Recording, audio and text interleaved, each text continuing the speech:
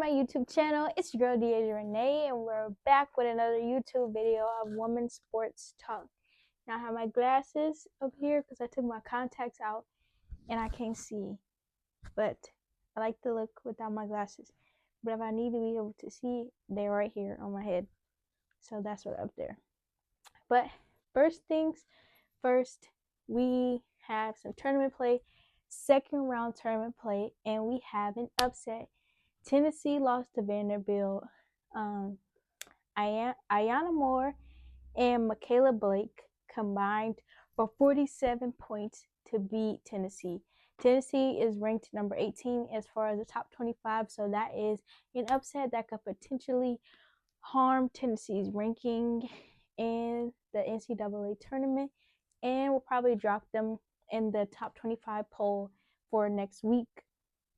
But yes, Ayanna Moore and Michaela Blake combined for 47 points, and they ended up beating Tennessee. Vanderbilt outscored them 84 to Tennessee's 75, and this is going to be very detrimental to Tennessee's placement because they're already number 18, but they should drop down. But if you guys have been asleep, Ayanna Moore and Michaela Blake have been carrying Vanderbilt on their back, so this is really nothing new for Vanderbilt fans. If you know what's going on in Vanderbilt, then you know that this is nothing new for them. But it's just the fact of them consistently having to carry the team on the back that sometimes can look like it's becoming overwhelming for them. At some point in games, they look a little more fatigued than others because they're having to carry all that weight. So next we have Boston played North Carolina. North Carolina won that game. They're number 14, but they only won by 7 points. So it wasn't like they blew Boston out. They only won by 7 points. That game was an up and down game. It wasn't like a pretty looking game, but it was a decent game. Then we have UCF versus K-State. Like I stated this needs to be a game for K-State to build off of. They're currently ranked number 20. They were able to blow UCF out. UCF only scored 65 points versus K-State's 80 points. I feel like this is definitely a confidence builder for K-State, considering they have been having some troubles because of injuries, and they haven't been having the greatest record lately as far as the past couple of games. They have been having some losses. I feel like this is a great confidence booster for them to potentially go into the Big 12 tournament and be the last team with TCU potentially. I feel like them versus TCU is most definitely what the championship is going to look like. In my opinion, I don't think they're on the same side of the bracket. But if they do run into each other prior to, it's either going to be them or TCU. I feel like K-State is a really good team, but they have had some injuries. Injuries is a big thing for them. Ever since the last 2 to 3 years, they have a lot of success in the beginning, and then injuries always tarnish them and like bring them down. Like at some point, like I said, they were number 2 last year, and they were even ranked pretty high this year, but injuries always come into play with them. So if everybody can stay healthy, K-State is a really tough team. Next, we had South Dakota, which I told you to go watch. They blew out Omaha. Omaha scored 67. They scored 87. But South Dakota, told y'all to watch them. They play very solid. They're going to win their Summit League. If they don't win it, something's wrong. Next, we got Georgia versus Oklahoma. Georgia did win yesterday. Oklahoma pulled out the win. Oklahoma's ranked number 10, so I expected them to win. They won, beating them 52 to 70. But yeah, currently now it is some games going on. We got Florida versus Alabama. Currently, Alabama is trailing with 3 minutes and 36 seconds in the third quarter.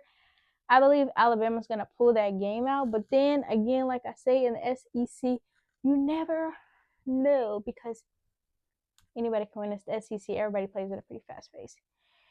Then next, we have Iowa versus Michigan. Iowa is leading Michigan right now. The score is 31 to 32. It's 8 minutes and 42 seconds left in the third quarter. So we have that.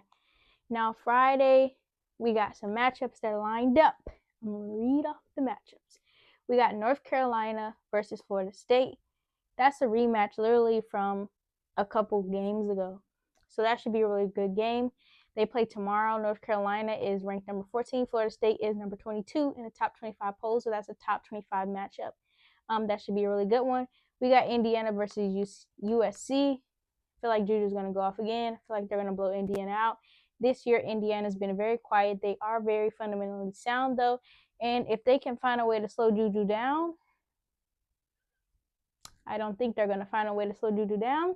If UCLA can't slow Juju down, no one has been able to slow Juju down. Even when she's having a bad game, it's not even because they're stopping her, it's because she's having a bad game. I doubt they slow Juju down. So I got USC for that game. Then we got Vanderbilt versus South Carolina. I feel like South Carolina is going to beat Vanderbilt. And Vanderbilt actually has a pretty good record. If you guys haven't been watching Vanderbilt, you haven't been tuned in, then you may not know, but Vanderbilt is 22-9, which that's decent. Because South Carolina is 27-3, and that's only a couple games away. I feel like Vanderbilt is going to give South Carolina some pushback. It's not going to be an easy game for them to just win and just blow them out. But I feel like in the end, South Carolina's bench, South Carolina's Dawn Staley-ness, so she holds them accountable and pushes them, is going to overpower Vanderbilt, and they're going to come out with the W. Then we have K-State versus West Virginia. West Virginia is a decent team to me, but I feel like if K-State play like they play today, they can beat West Virginia. I'm going to go with K-State. I believe K-State can beat West Virginia, in my opinion. They play tomorrow at 12 o'clock. Then we got Georgia Tech versus NC State. I feel like NC State going to beat Georgia Tech, but it's not going to be an easy game. Yeah, I feel like it's going to be a decent game to watch. And I don't feel like it's going to be a blowout, but I feel like in the end, NC State is going to come out with a W. Next, we got Colorado versus TCU. Now, TCU should win. Pretty much, TCU is going to be in the last two teams, in my opinion. With the success they've been having, I feel like they're going to beat Colorado. Next, we got Oklahoma versus Kentucky. I feel like whenever it's time for tournament play, Georgia A. Moore makes her way. Whenever it's time for tournament play, Georgia A. Moore makes her way. That Oklahoma is playing Kentucky tomorrow. I got Kentucky. Georgia A. Moore and Kenny Brooks is like, they locked in. I feel like Georgia A. Moore is gonna find a way for her team to win. Every time it's time for playoff time, Georgia Tech, Virginia Tech, when she was at Virginia Tech, people like certain teams, they were like not expecting. I feel like she's gonna pull through. I feel like I got Kentucky on that game. I got Kentucky. Next, we got Michigan versus Maryland. I'm gonna go with Maryland. Maryland has a lot of potential. They always have a lot of potential, but they can never win. Deep win. They be disappointing me sometimes, but I got them on this game. Next, we got Notre Dame versus California. I got Notre Dame, but California is very well coached. So I wouldn't be surprised if this comes down to a fourth quarter game where it's like 2 to 3 minutes left and they're going back and forth and anything can happen. I am going to go with Notre Dame, but California is very, very, very well coached. So you never know what could happen, but I'm going with Notre Dame. Then we got Ole Miss versus Texas. Ole Miss is coming off the the LSU hype. They just beat LSU. So I feel like they're going to come and go at Texas like they went at LSU and play hard and play tough. And I'm going to go with Texas winning because Texas is going to come in playing hard and tough because they lost that coin flip. And I feel like they got something to prove. And I feel like they're really going to meet South Carolina in that championship game and prove that they're number one and South Carolina is not number one. Then we got Nebraska versus UCLA. I got UCLA on that. Just a no-brainer. Nebraska is too slow for UCLA. UCLA plays at too fast of a pace. A lot of these Big Ten teams are getting exposed, in my opinion, because These Big Ten teams have gotten away with playing at a super slow pace, walking the ball up, setting up plays, and just playing the 1800s basketball.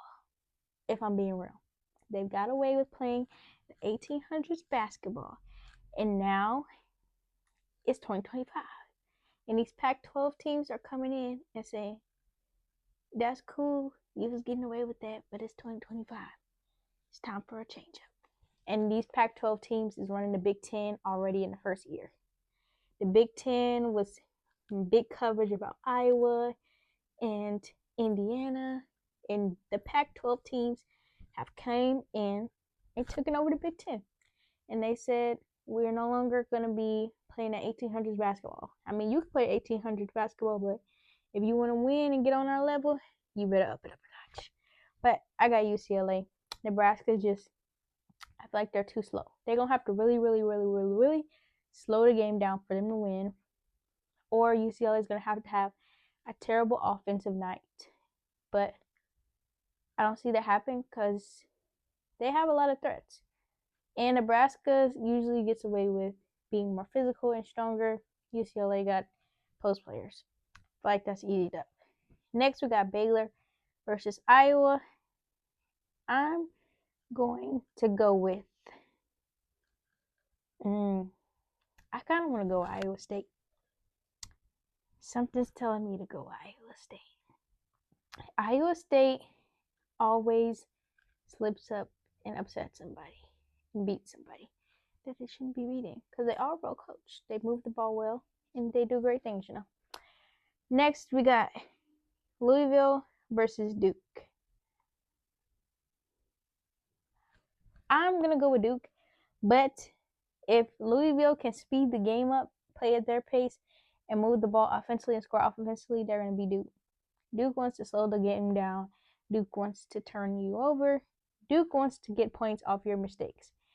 Duke does not want to get points off of their moves. They want to get points off your mistakes. So, I'm going to go with that. And then next we have LSU is going to play someone to be determined, still playing. And then Ohio State is going to be playing someone as well. And then Oklahoma's going to be playing someone is to be determined because these games are still going on. So LSU will potentially either be playing Alabama or Florida on one of those. And then the other to be determined teams is the Big Ten, which will be Michigan or Iowa.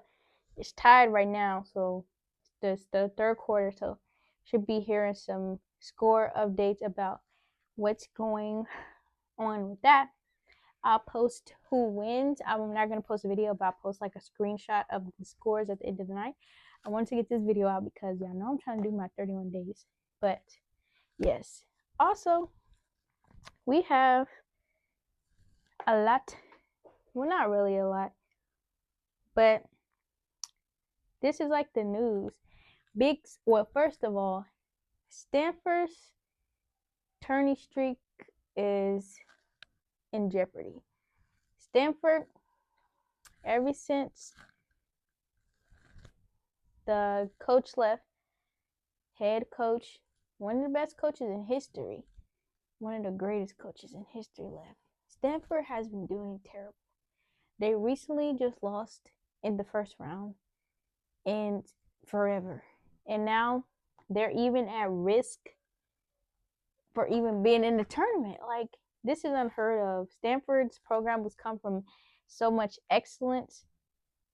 And I don't know if we've seen anything like this in women's basketball to where the team just drops down so bad. Like, Stanford's just, it doesn't even look like the same team. I get everybody that transferred out, but it's like Stanford has such a powerful, magnificent legacy that you gotta get some. Like this year, I mean, it is what it is. This year is March.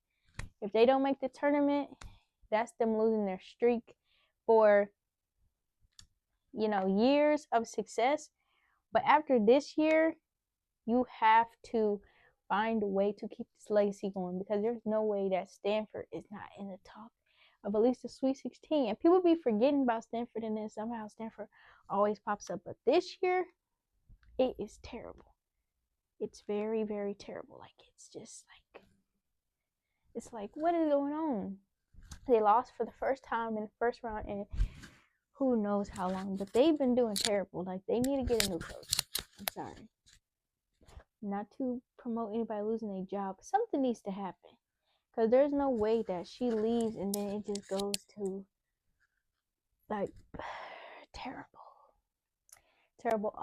Also, Houston got blowed out in the first round.